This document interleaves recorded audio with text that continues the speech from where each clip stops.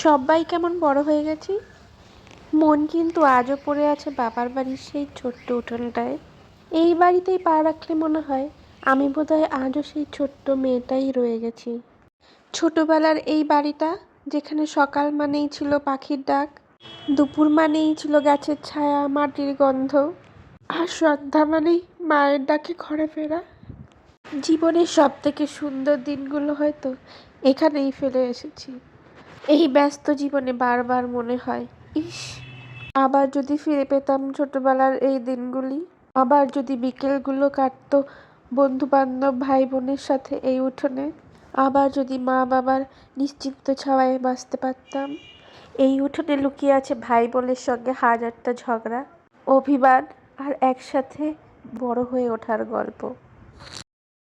একসাথে পুতুল খেলা, আর সন্ধে হলে সারা উঠোন জুড়ে দৌড়ে বেড়ানো। এই ছোট ছোট মুহূর্তগুলোই আজ সবচেয়ে দামি স্মৃতি হয়ে রয়ে গেছে, তাই না? আজ সবাই বড় হয়ে গেছি, কিন্তু তবুও মনে হয় সময়টা যদি সেখানে থমকে যেত।